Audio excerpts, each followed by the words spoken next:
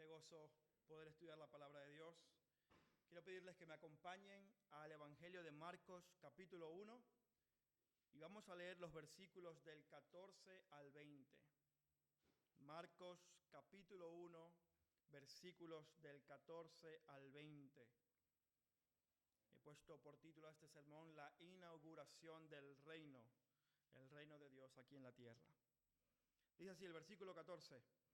Después que Juan había sido encarcelado, Jesús vino a Galilea, predicando el evangelio de Dios y diciendo: el tiempo se ha cumplido, decía, y el reino de Dios se ha acercado.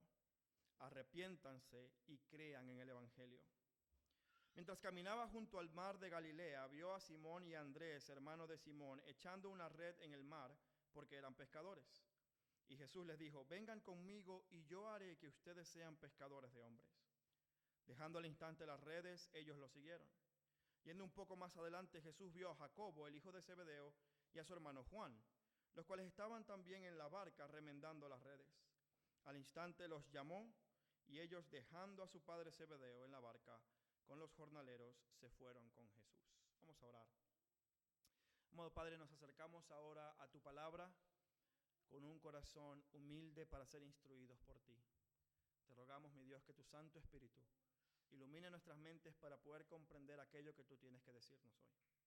Edifica tu iglesia, mi Dios, trabaja en nuestras vidas, edifica nuestros corazones, cambia nuestros afectos. Haz tu obra en nosotros por medio de la predicación fiel de tu palabra, para tu gloria, en Cristo Jesús. Amén.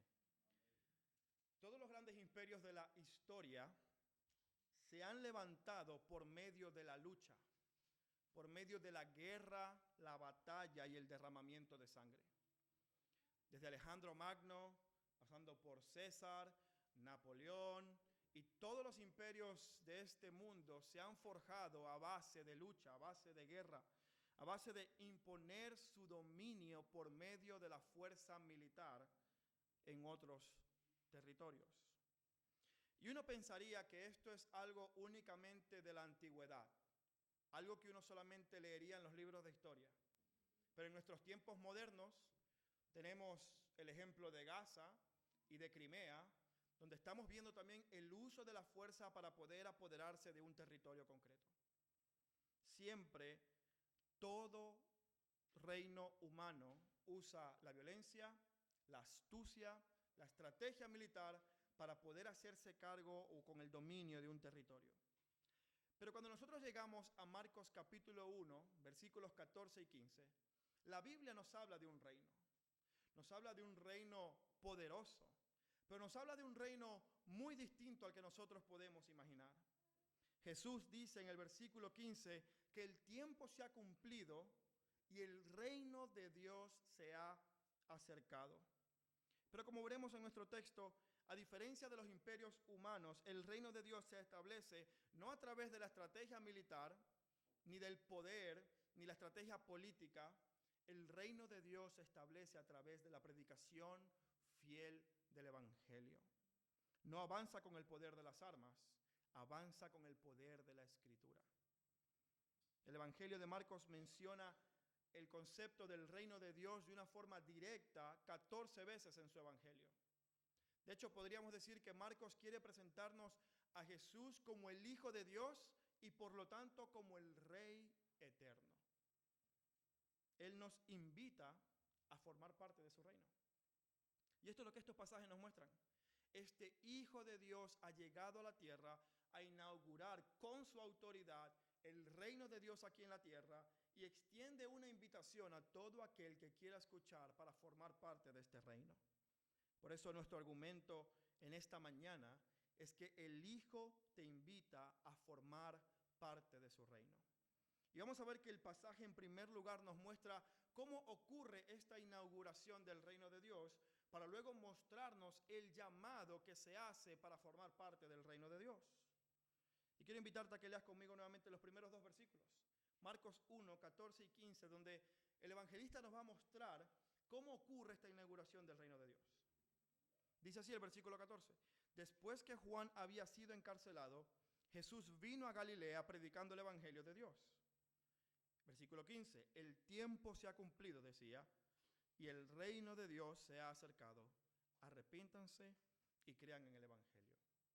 Cuando nosotros leemos Marcos 1 completo, tenemos la sensación de que estamos viendo una serie y alguien le ha dado con el mando al botón de saltar introducción de la serie. Es como si cuando comienza el show, tú le das saltar introducción y de una vez quieres ir directo a la acción. Marcos ha narrado en 13 versículos episodios de la vida de Jesús de forma muy breve y muy rápida. Solamente en 13 versículos ha narrado todo el ministerio de Juan el Bautista, ha narrado el bautismo y la afirmación del Padre acerca de Jesús y ha narrado también la tentación de Jesús en el desierto. Episodios que en otros evangelios como Lucas y Mateo son descritos con mayor detalle. Marcos los está narrando de una forma breve, escueta, sencilla, rápida. Como que nos está apresurando en la lectura. Uno casi siente como llevado por el evangelista a decir, espera, que quiero saber más de lo que estás contando. Y cuando llegamos al versículo 14 pasa algo similar. Marcos empieza a decir, después del encarcelamiento de Juan, no da detalle ni cómo, ni cuándo, ni por qué este hombre fue encarcelado. Simplemente nos dice, este profeta que anunciaba la venida del Hijo, ahora está preso. Listo, sigamos adelante. Lo que quiere hacer Marcos es intencional. Él quiere mostrarnos rápidamente a través de los hechos de Jesús quién es Jesús. Él quiere enfocarse en por qué Jesús es el Hijo de Dios, argumentando desde lo que Jesús tiene capacidad de hacer. Como vimos el domingo pasado, la pregunta que Marcos quiere decir es, si Jesús no es el Hijo de Dios, entonces explícame cómo Él puede hacer todo lo que ha hecho. Y al hacer esa pregunta, está contestando y diciendo, lo puede hacer porque es el Hijo de Dios. Así que cuando llegamos al versículo 14 y 15, Marcos dice, sí, este gran profeta fue encarcelado. El punto no es Juan, el punto es Cristo que viene a inaugurar su reino. Lo que quiero mostrarte rápidamente, dice Marcos, es que veas el tiempo en el que Jesús estableció su reino aquí en la tierra. El momento en el que Él dijo, se ha cumplido el tiempo. De hecho, no es hasta Marcos capítulo 6 que nos vamos a enterar qué le pasó a Juan el Bautista. En Marcos 6, cuando lleguemos ahí, veremos cómo este hombre fue no solamente encarcelado, sino también martirizado por predicar la verdad. Pero el punto del versículo 15 es simplemente mostrar Jesús es el Hijo de Dios porque Él tiene autoridad para inaugurar el reino de Dios aquí en la tierra. Jesús afirma eso Él mismo diciendo, el tiempo se ha cumplido. Esta expresión del tiempo se ha cumplido es una expresión que debe remontarnos a nosotros al Antiguo Testamento. Porque el pueblo de Israel estaba esperando este momento. En 1959 se levantó en la isla de Cuba una revolución militar que se instauró en el poder y lleva 66 años gobernando, con tiranía, con totalitarismo. 66 años en el poder, 66 años en el que muchos cubanos miran con esperanza el día en que serán libres. Quiero que te imagines por un momento vivir tú en Cuba o en cualquier país que sea como este, dominado por una dictadura, por una opresión durante tantos años. Aquellos que han crecido en la dictadura, que han crecido en este totalitarismo, no han conocido nada más que esa opresión. Escuchan de un país libre y próspero solamente de sus abuelos o sus tíos, o quizás de testimonios de personas que ya fallecieron. Eso crea en el corazón de los ciudadanos una sensación de esperanza, de decir, ¿cuándo va a ser que seremos libres? ¿Cuándo va a llegar ese momento en el que este gobierno caiga y se levante otro gobernante? Imagínate que estás en esa situación y de repente un día te levantas y escuchas por las calles, llegó el momento. El tiempo se ha cumplido, ya basta de espera. Ya no hace falta esperar más. Ha llegado el momento en el que vamos a ser por fin libres. ¿Te imaginas vivir en ese anuncio y decir, por fin, después de tanto tiempo, 66 años se dicen rápido, pero ¿cómo cuesta vivirlos bajo un gobierno opresor? Y este anuncio que está haciendo Jesús es algo parecido para los judíos. Los judíos estaban esperando a ese rey que iba a librarlos de la opresión, en este caso del imperio romano en el que ellos estaban. Y por fin iba a restaurar el reino de Dios aquí en la tierra. Quiero que leas Jeremías 23, 5 y 6 conmigo. Esta es una de las tantas promesas que hay en el Antiguo Testamento acerca de este reino que iba a ser restaurado aquí en la tierra. Esta es una de las tantas promesas que el pueblo de Israel esperaba que se cumplieran con ansias. Este era uno de los anhelos que ellos tenían en su corazón, poder ver este momento. Dice Jeremías 23 del 5 al 6, vienen días, declara el Señor, en que levantaré a David un renuevo justo, y él reinará como rey, actuará sabiamente y practicará el derecho y la justicia en la tierra. En sus días Judá será salvada e Israel morará seguro. Y este es su nombre por el cual será llamado el Señor Justicia Nuestra. Esta es una de las tantas promesas que hay en el Antiguo Testamento que anticipaba la venida de un rey que establecería un reino en la tierra y que finalmente gobernaría con justicia y paz, estableciendo el reino de Dios. El Evangelio de Marcos nos muestra que Jesús es ese rey eterno que ha venido a inaugurar este reino de Dios aquí en la tierra. La espera había terminado, el Hijo había llegado y ahora el reino ha sido inaugurado. La pregunta es, ¿qué es el reino de Dios? Porque hay mucha confusión acerca de lo que significa el reino de Dios. De una forma generalizada, el reino de Dios es el gobierno que Dios tiene sobre todo el universo y sobre todas las personas que habitan en él. Dios tiene dominio de todo. Nada está fuera de su control. En un sentido, Dios siempre ha tenido su reino en su creación. Nunca su creación ha estado fuera del gobierno y de la voluntad de Dios, aún en medio de un mundo caído. Pero cuando la Biblia habla de manera específica del reino de Dios y lo que Jesús tiene en mente, tiene que ver con algo mucho más específico y más concreto. El reino de Dios hace referencia al pueblo de Dios habitando en el lugar designado por Dios bajo el gobierno y la bendición de Dios. El pueblo de Dios en el lugar de Dios bajo el gobierno y la bendición de Dios. Este concepto del reino de Dios lo vemos incluso desde Génesis 1 y 2. Cuando Dios hace la creación, todo el universo está bajo su dominio, pero Él designa un lugar específico donde va a tener una relación pactual de gobierno y de bendición con un pueblo, en este caso Adán y Eva. Ellos eran el pueblo de Dios que vivían en el lugar designado con Dios, bajo el gobierno y la bendición de Dios, para cumplir el propósito de Dios. Esta idea de reino la vemos luego en el Antiguo Testamento, más adelante con el pueblo de Dios, Israel, en la tierra prometida, cumpliendo y obedeciendo el pacto que Dios había hecho con ellos en el Sinaí. Siempre, en todo momento, cuando la Biblia nos habla del reino de Dios, se está refiriendo a esta idea específica de un pueblo en un lugar con un pacto con Dios. Y esta es la idea que Israel tenía en mente. Ellos decían, hemos perdido la tierra prometida, pero llegará un momento donde este reino será restaurado. Y este rey nos va a devolver lo que es nuestro, este lugar que Dios nos ha dado. Fíjate que en ambos casos, el juicio por la desobediencia fue perder el lugar y ser expulsados del lugar donde estaban. Adán y Eva fueron sacados del huerto del Edén.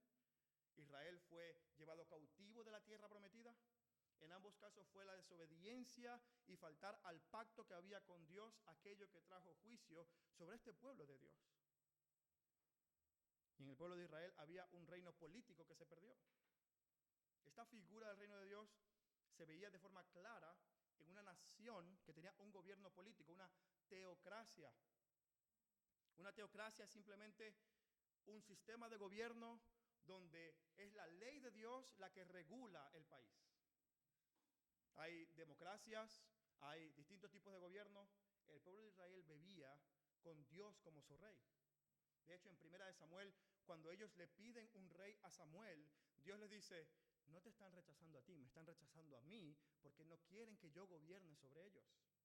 Estaba muy claro que el concepto del reino de Dios en el Antiguo Testamento era un pueblo en un lugar por Dios siendo su rey. Y en el Antiguo Testamento, estas numerosas promesas que hay de la restauración de este reino están siempre conectadas con la venida de este rey.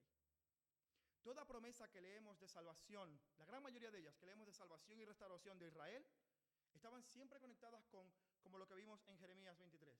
Vendrá un rey y su reino será eterno y juzgará la tierra con paz y equidad.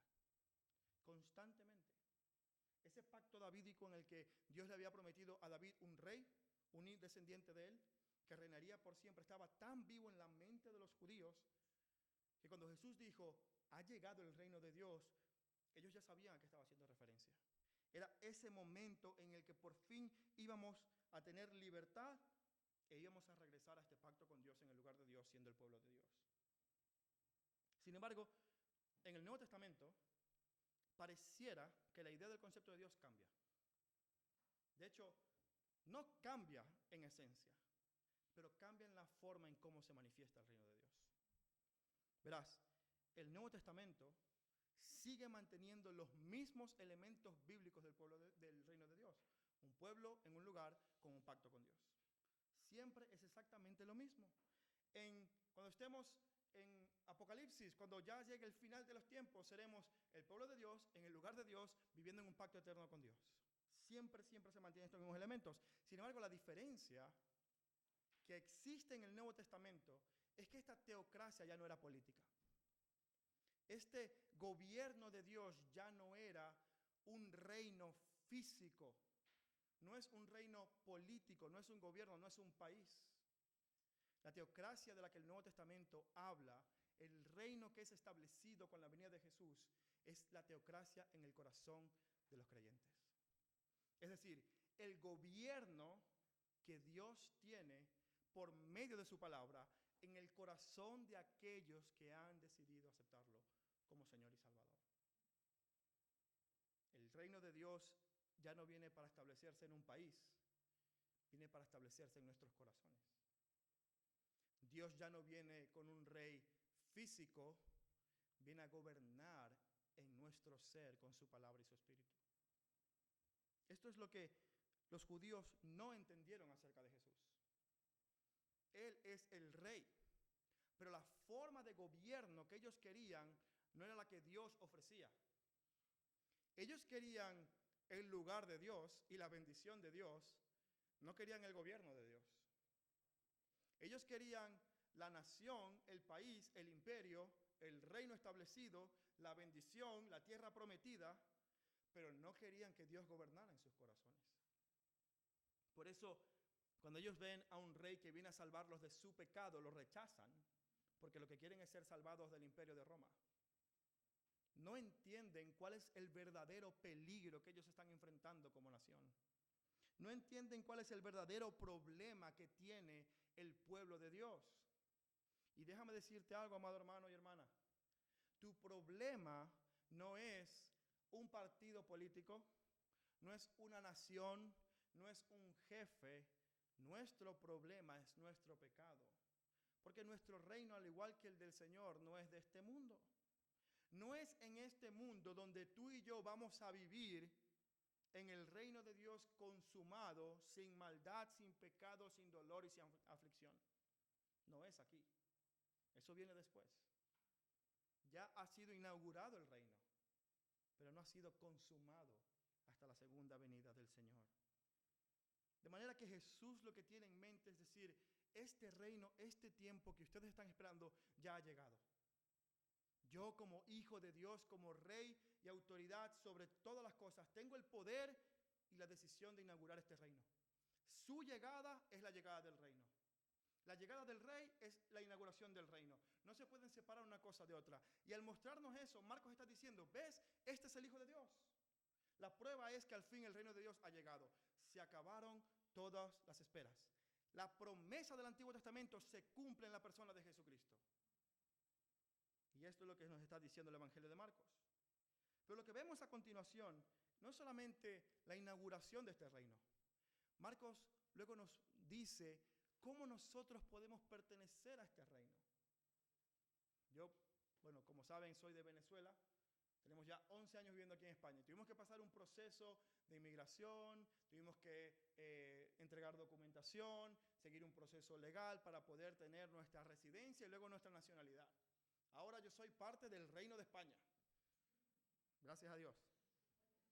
¿Cuál es el proceso que una persona debe seguir para formar parte del reino de Dios? ¿Qué documentos debe entregar? ¿Qué tipo de visa tiene que sacarse? Eso es lo que responde el Señor Jesucristo en los siguientes versículos. Mira el versículo 15. El tiempo se ha cumplido, decía, y el reino de Dios se ha acercado. Y esto es lo clave. Arrepiéntanse y crean en el Evangelio. La manera en cómo una persona forma parte del reino de Dios no es pagando una tasa, no es pidiendo una cita en inmigración, es por medio del arrepentimiento y la fe. Quiero que veas una de las diferencias entre el reino que los judíos tenían en mente y el reino de Dios inaugurado por Jesús. El reino que los judíos esperaban era un reino político y judaizante. ¿Tú quieres ser parte del reino? Circuncídate, cumple la ley, haz esto. El reino que Jesús inaugura es espiritual y para todos aquellos que deseen formar parte. No es solamente para una etnia, no es hazte judío para que puedas ser parte, es arrepiéntete y cree en el Evangelio. ¿Qué significa esto? ¿Qué significa el arrepentimiento? ¿Cómo una persona se arrepiente? Bueno, arrepentimiento, la palabra, significa simplemente cambio de mentalidad. Y hoy en nuestra cultura hay mucha gente que está invitándote a cambiar tu mentalidad. Hay mucha gente que te invita a decir, no te veas como alguien malo, mírate como alguien bueno. No pienses que no puedes luchar con esto, tú puedes. Vete a ti mismo como un campeón, tú puedes. No, ese es el cambio de mentalidad que la Biblia tiene en mente. La Biblia te está invitando a un cambio de mentalidad para que tú comiences a ver tu vida y tu persona según Dios lo ve. No es que cambies la mentalidad para que tengas una mejor versión de ti mismo de la que tienes ahora. Es que cambies tu mentalidad para que veas tu vida y todas tus acciones, todos tus deseos, todos tus anhelos, todas tus intenciones, todo tu orgullo, toda tu envidia, toda tu mentira, toda tu lujuria, todo el chisme, todo lo que haces, que lo veas como Dios lo ve. Es decir, como pecado. El arrepentimiento es cuando yo le digo a Dios, tú tienes razón al decirme que yo no soy bueno. Tú tienes razón, Dios, yo estoy de acuerdo contigo en tu juicio porque tú eres justo, yo no lo soy. El ser humano por defecto tiene la otra mentalidad. Comimos del fruto, Señor, no fui yo, fue la mujer que tú me diste. No fui yo, fue la serpiente. Y la serpiente pues ya no tenía más nadie que culpar. Pero ¿cuál es la mentalidad por defecto del ser humano? Culpar a otro y justificarse a sí mismo. Si en el trabajo algo ocurre, es que no fui yo, es que mi jefe, es que fue el compañero, es que fue el cliente, es que fue el proveedor, es que fue el sistema, lo que sea, nunca soy yo. Si es en el matrimonio, siempre es el otro. Si es que este niño, siempre es el otro, nunca soy yo. Esa es la mentalidad del ser humano. Y lo que está diciendo la Biblia es, cambia tu forma de pensar. El problema no es el otro, el problema es tu pecado. Y ese es el arrepentimiento. Cuando nosotros venimos delante de Dios y decimos, Señor, tú tienes razón, no son los demás, soy yo. Yo soy el pecador. Yo soy el que merezco el castigo. Este es el cambio de mentalidad que comienza por ver el pecado como Dios lo ve, como algo malo, no intentando justificarme. Pero en segundo lugar, la Biblia nos llama a ejercitar la fe. Y de nuevo, hay mucha confusión acerca de lo que significa la fe. Hay mucha gente que cree que es cristiano porque citan un versículo bíblico y tienen fe. No, yo tengo fe en que voy a lograr mis proyectos porque Dios está conmigo. Esa no es la fe bíblica. Esa no es la fe a la que te ya está llamando Jesús para que entres en su reino. No es decir, Dios, ayúdame a conseguir mis planes. No, la fe bíblica tiene que ver con confianza. Incluso te diría como con descanso en. Ustedes están reposando ahora mismo sobre esas sillas porque ustedes confían en que la silla los va a sostener. Si alguno de ustedes dudara que esa silla los va a sostener, estarían como con las piernas un poquito flexionadas porque dirían, no sea que se caiga. Alguno a lo mejor debería. Pero la fe que dice la Biblia es la confianza que yo deposito para descansar en esto que me está sosteniendo. Quiero que veas cómo esto se ve. Imagínate que tú estás conduciendo, te saltas un semáforo en rojo y te ponen una multa. Y yo te digo, no te preocupes, yo la pago. Yo pago tu multa. No lo voy a hacer, hermanos, ¿eh? Conduzcan con cuidado. Pero imagina que yo lo digo y tú dices, ¿será que Eddie pagó la multa? Yo voy a hacer algo. Yo voy a empezar a abonar a la DGT 10 euros mensuales, por si acaso. Por si acaso Eddie no habrá pagado la multa. Eso es la fe. Tú no estás confiando en lo que yo te estoy diciendo que voy a hacer por ti. Tú estás confiando en tu capacidad para poder resolver tu problema. Y tú dices, no, Eddie no va a pagar mi pena, Eddie no va a pagar mi multa, yo no confío en que él pueda hacerlo. Yo tengo que hacer algo para pagar y poner al día mi multa. Esa es la diferencia que pone la Biblia entre la salvación por gracia, que es la única salvación que existe, y el querer ser salvos por las obras. Jesús ha dicho, tú tienes no una multa, tú tienes una cadena perpetua y una condenación a muerte. Tienes sentencia de muerte delante de Dios. No lo puedes pagar. Y si lo vas a pagar por la eternidad. No te preocupes, yo lo pago por ti. La fe es decir, ok, Jesús, tú pagaste por mí. Ya sé que yo no tengo que estar haciendo nada para salvarme. Yo debo creer y confiar en que lo que tú estás haciendo por mí es suficiente para justificarme a mí delante de Dios. Y por lo tanto, ahora yo soy libre de multas. Esta es la fe bíblica. Este es el arrepentimiento. Por un lado, yo estoy diciendo, sí, soy pecador, merezco la muerte, mi condenación debe ser terrible. Por otro estoy diciendo, pero confío en que Cristo resuelve mi problema. Si yo digo, soy pecador, bueno, Señor, yo voy a enmendar mi problema. Esa no es la fe. Ese no es el evangelio. Ese no es el mensaje del reino de Dios. Ese no es el llamado que Jesucristo hace para entrar a su reino. Es arrepentimiento y fe. Porque todo esfuerzo que tú hagas para poder pagar esta multa delante de Dios va a ser insuficiente. No vas a poder. Mira, ni que te vuelvas pastor, misionero y prediques el evangelio en todos los países que no conocen a Cristo. Eso no te sirve de nada para la salvación. Ni que vendas todas tus posesiones y se las dejas a los pobres y vivas tu vida en abnegación y en servicio a los demás y te olvides de ti mismo. Eso no es suficiente. Porque el pecado que nosotros tenemos delante de nuestro Dios es mucho más grave que nuestras buenas acciones. Y amados amigos que hoy nos visitan, quiero decirles esto. El llamado que hace Cristo a su reino es un llamado que es para todos, pero es un llamado bastante exclusivo. No hay otra manera de entrar a su reino a menos que sea por el arrepentimiento de nuestros pecados y por la fe única y exclusivamente en Jesucristo. Si tú dices, bueno, yo quiero estar bien con Dios, voy a empezar a ir a la iglesia y como voy a la iglesia, soy salvo. No, la iglesia no salva a nadie. Las buenas obras no salvan a nadie. Es solamente nuestro Señor Jesucristo. En Colosenses capítulo 1, versículo 13, el apóstol Pablo le dice a la iglesia en Colosas que Dios nos libró del dominio de las tinieblas y nos trasladó al reino de su Hijo amado. ¿Cómo hizo eso? Por medio del arrepentimiento y de la fe en el suficiente y solo sacrificio de Jesucristo. En otras palabras, y quiero que piensen en esto, el reino de Dios está fundamentado en la obra redentora de Jesús. Si no hay obra redentora de Jesús, no hay reino de Dios, porque no hay forma en la que tú y yo podamos ser libres del reino en el que vivimos, que es el reino del pecado sobre nosotros. Amado amigo, si esto es algo que tú estás meditando en tu corazón, y si esto es algo que Dios te está llamando a hacer, y te sientes al menos con un poco de curiosidad de aprender un poco más acerca del reino de Dios, me encantaría hablar contigo al final de este culto. Pero el reino de Dios se ha acercado y Cristo, como el Hijo de Dios, como el Rey eterno que tiene toda la autoridad, es el que lo ha inaugurado y hace ese llamado para toda persona que quiera escuchar. Pero este no es el único llamado que hace el texto. En los últimos 4 versículos vamos a ver un segundo llamado que Jesús hace. Hubo un llamado general a todos, al arrepentimiento y la fe, y un llamado más específico a 4 hombres, a quienes llama a una tarea muy específica. Lee conmigo los versículos del 16 al 20.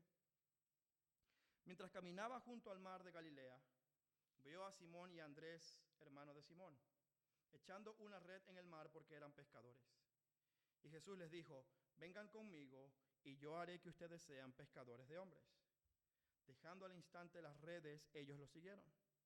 Yendo un poco más adelante, ahí en el mar de Galilea, Jesús vio a Jacobo, hijo de Zebedeo, y a su hermano Juan, los cuales estaban también en la barca remendando las redes, es decir, también eran pescadores. Al instante los llamó, y ellos, dejando a su padre Zebedeo en la barca con los jornaleros, se fueron con Jesús. Este llamado que Jesús hace a estos 4 hombres ocurre en el mismo lugar donde él empezó a proclamar la inauguración de su reino, en Galilea. Después de ser bautizado por Juan en el Jordán, probablemente quizás unos meses, casi un año después, Jesús va a Galilea y empieza a anunciar su ministerio, empieza a anunciar su reino. Y hace un llamado a todos, pero también hace un llamado específico. A estos 4 hombres, veremos que son parte de los 12 discípulos de Jesús. Pero estos hombres que Dios llama, que Jesús llama, son hombres comunes y corrientes. Yo quiero que pienses en esto.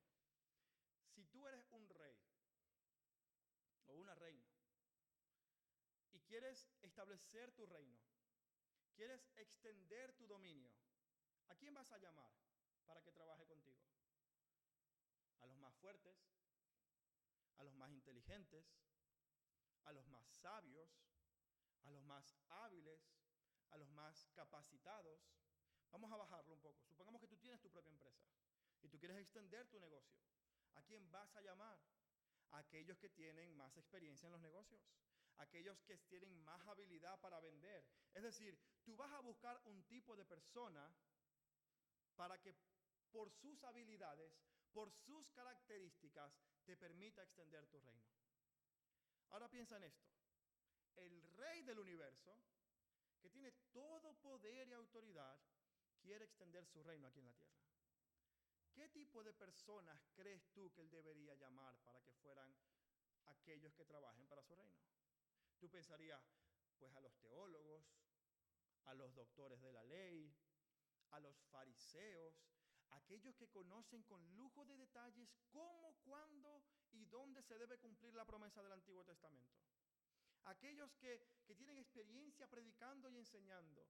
Aquellos que desde el punto de vista humano están capacitados para poder extender el reino de Dios en la tierra. ¿Sabes a quién escoge Jesús? A 4 pescadores que probablemente ni siquiera habían estudiado, que habrían sido instruidos en la ley de pequeños porque eran judíos, pero que fuera de eso serían vistos como gente común y corriente, gente que a lo mejor ni siquiera era letrada. De hecho, en el libro de Hechos, cuando están predicando, Simón, Pedro, le dicen, ¿de dónde saca este tantas luces? ¿De dónde saca este tantas letras? Si este es un pobre pescador. ¿Cómo habla con tanta sabiduría? ¿A qué seminario fue? Si ninguno de nosotros lo hemos instruido. ¿De dónde habla así? Jesús no escogió a aquellos que tú y yo habríamos escogido. No escogió a aquellos que tenían claramente una habilidad por encima de los demás. Escoge a hombres simples y comunes, a gente normal. Esto nos da una lección importante. El reino de Dios no depende de tu astucia o de mi astucia. El reino de Dios no depende del esfuerzo humano para avanzar. ¿Qué hacía César cuando quería aumentar su gobierno? Ejército, generales, a la marcha. Los fuertes, aquellos que tenían el poder político más fuerte, era lo que se imponían. El reino de Dios no es así. El reino de Dios no depende de que la iglesia sea grande. El reino de Dios no depende de que el predicador sea muy elocuente, o que tenga muchas habilidades, o que sepa mucha teología, o que sea muy carismático. El reino de Dios avanza no por poder humano, avanza por poder de la Escritura. Y fíjate lo que le dice Jesús a ellos. No le dice, te haré doctor en la ley. No, le dice, te haré pescadores de hombres. Tú ya eres pescador, pescas peces, yo te haré pescador de hombres. Evidentemente estos hombres recibieron sabiduría de lo alto para poder escribir la Escritura. Evidentemente se volvieron teólogos sin querer serlo. Pero el reino de Dios no dependía de ellos para avanzar. El apóstol Pablo lo dice muy bien en 1 Corintios capítulo 1, versículos 26 y 27. Él dice, hablando a la iglesia de Corinto, pues consideren, hermanos, su llamamiento. No hubo muchos sabios conforme a la carne, ni muchos poderosos, ni muchos nobles, sino que Dios ha escogido lo necio del mundo para avergonzar a los sabios, y Dios ha escogido lo débil del mundo para avergonzar a los fuertes. Hace unos meses, bueno, creo que fue ya el año pasado, un cantante urbano bastante famoso hizo profesión pública de Jesucristo y dejó de cantar La Gasolina para cantar Ahora lo veo, lo veo. Y la gente decía, wow, ahora este hombre se convirtió. Este hombre le da validación al evangelio. Porque este hombre famoso, que tiene influencia, se convirtió, el reino de Dios va a avanzar. El otro día leía que el hombre con el coeficiente intelectual más alto registrado en el mundo hizo también una declaración de que Jesucristo es Dios. Y la gente dice, wow, si el hombre más inteligente del mundo lo dice, entonces es verdad. Y empezamos a compartir eso con los amigos ateos. Mira, este hombre es el más inteligente del mundo y cree en Jesucristo. Como si el poder del evangelio estuviera en este hombre que tiene el coeficiente intelectual más alto del mundo. Y decimos, es que yo no soy ese hombre, yo no tengo esta influencia, yo no tengo este poder, yo no tengo este conocimiento, yo no tengo capacidad para poder hacer avanzar el reino de Dios como lo puede hacer esta persona. Amado hermano, 12 hombres comunes y pecadores, por 3 años con su Señor, dice el libro de Hechos, trastornaron el mundo. ¿Por qué? El poder no se encontraba en los discípulos. El poder se encontraba en el Rey y en su palabra. El reino de Dios no avanza por el esfuerzo humano, avanza por el poder de la palabra de Dios. Jesús le dice a estos hombres comunes y corrientes, pescadores de un oficio normal, síganme y yo haré que ustedes pesquen hombres. Pero la otra cosa que yo creo que este texto nos enseña es que el mismo oficio de pescar no depende muchas veces de la habilidad del pescador. Muchas veces estos pescadores, incluso nos lo dice la Biblia, se regresaron a casa con las redes vacías. El pescador lo que tiene que hacer es diligentemente echar su red y esperar pacientemente. Pero él no controla si entra 1, 2, 3, 4, 5 o 10,000 peces. Él no se mete al agua y le dice al pez, ven para acá que vas a meterte en la red. No dice eso. No lo puede hacer. Él no controla cuántos peces son atrapados. Él solamente echa su red y espera. Y creo que en la tarea del evangelismo nosotros tenemos que entender que esto funciona así. No importa tu estrategia, no importa si tú tienes influencia. No, yo les voy a predicar cuando me asciendan en la presa porque como ahora soy el jefe, ahora me tienen que escuchar. No, no depende de eso. Depende de que tú seas diligente en echar la red del evangelio y esperar pacientemente. Y Dios es el que va a traer los peces. Dios es el que va a hacer que ellos entren en la red. Tú no. No depende de ti ni depende de mí. Tenemos que ser diligentes y pacientes en la tarea que Dios nos ha llamado a hacer, predicar el evangelio. Dios dice, usando esta metáfora, acerca de los peces, que el trabajo de la iglesia es similar. Dios no solamente te ha llamado a ti a ser parte del reino, un ciudadano más. No, te ha llamado también a ser pescadores de hombres. Te ha llamado a ser pescadores de almas. Dios va a salvar gente con el evangelio de Jesucristo por medio de ti, aunque tú seas común y corriente. Lo hizo hace 2000 años, lo seguirá haciendo por toda la historia de la iglesia hasta que tú vengas, hasta que Él venga. El reino de Dios no avanza por esfuerzo humano, pero usa la diligencia del creyente para avanzar. Son dos cosas distintas. No depende de tu esfuerzo, pero se extiende a través de tu diligencia y tu paciencia. Y eso es importante. Jesús, amados hermanos, anuncia la inauguración de su reino, pero también anuncia que con esta llegada de este reino llama a personas comunes y corrientes para que vayan y sigan proclamando el evangelio. Este llamado no es únicamente para estos hombres en la Biblia. Este llamado es para ti y para mí. La pregunta es, ¿cómo vamos a responder a este llamado de Jesús? Sígueme y te haré pescador de hombres. ¿Cómo vamos a responder tú y yo? Bueno, hay 4 formas en las que yo creo que podemos responder basados en este texto. En primer lugar, reconocer a Jesús como el Rey en nuestra vida. Y quiero hacerte una pregunta.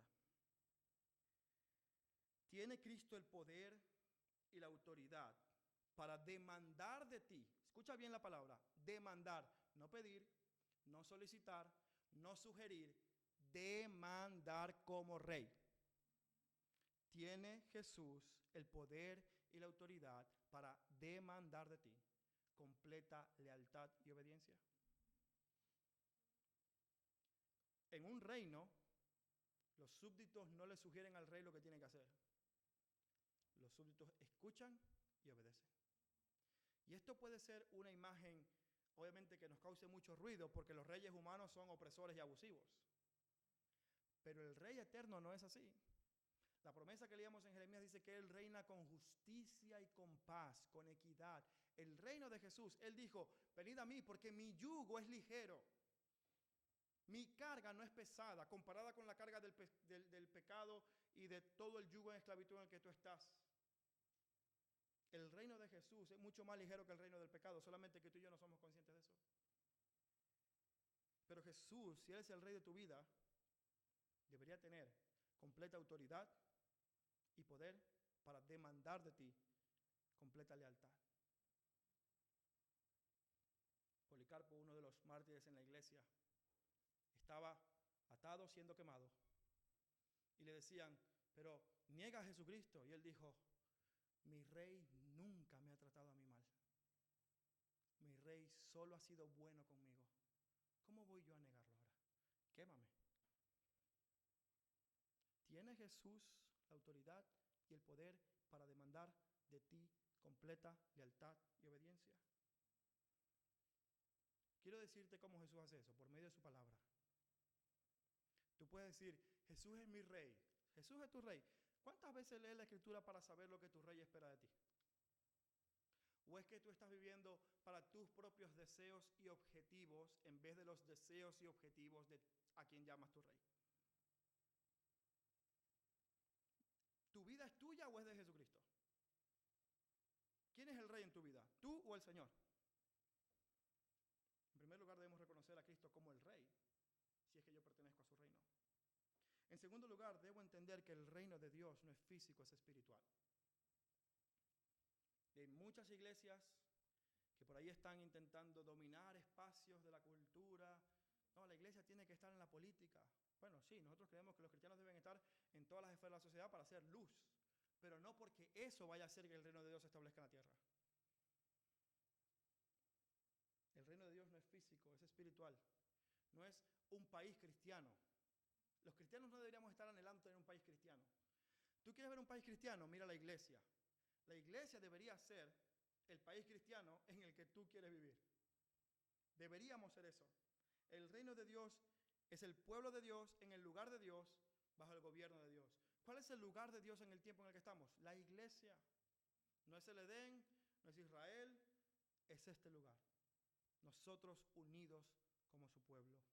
Cristo es nuestro lugar. Él es el tabernáculo. Él es el templo donde habita la presencia de Dios y Él habita en nosotros. No es físico, es espiritual. En tercer lugar, atiende el llamado del Rey. Entiende, amado hermano, si tú estás en Cristo, tu responsabilidad es hablar a otros de Cristo. Es ser un pescador de hombres. Es ser un pescador de almas. Es hablar de tu fe a otros. Nosotros cuando nos emocionamos por algo, hablamos, pero mira, me compré este coche, gracias a Dios, qué bueno. Sí, me lo financiaron el banco, qué bendición. ¿Sabes cuál es la bendición más grande? Pertenecer a este reino. ¿Sabes cuál es tu regalo más grande? El Hijo de Dios que es entregado a ti como tu posesión más preciada. La pregunta es si realmente lo valoramos. En cuarto lugar, respondemos a este llamado manteniéndonos fiel al mensaje. ¿Cuál fue la predicación de Jesús? Mira la predicación de Jesús. Versículo 15. El tiempo se ha cumplido, el reino de Dios se ha acercado, arrepiéntete y cree. Sí, el evangelio es un evangelio de amor, es es un evangelio de misericordia porque ofrece perdón, ofrece reconciliación con Dios por medio únicamente de la obra de Jesucristo, pero demanda del pecador arrepentimiento y fe. Y hay iglesias por ahí que quieren invitar a la gente a la iglesia sin hablar del pecado, sin hablar del arrepentimiento, sin hablar de la necesidad que tenemos de reconocer que nuestro corazón delante de Dios es malo, que nuestras tendencias son injustas delante de Dios. Ayer hablaba con un grupo de hermanos y hablábamos de la importancia de guardar la verdad en la iglesia. Y amados hermanos, nosotros no podemos, por querer invitar a alguien a la iglesia, torcer el mensaje que Jesús predicó, que es el mismo mensaje que los profetas predicaron. Arrepiéntanse y vuelvan a Dios. Y es el mismo mensaje que predicaron los apóstoles.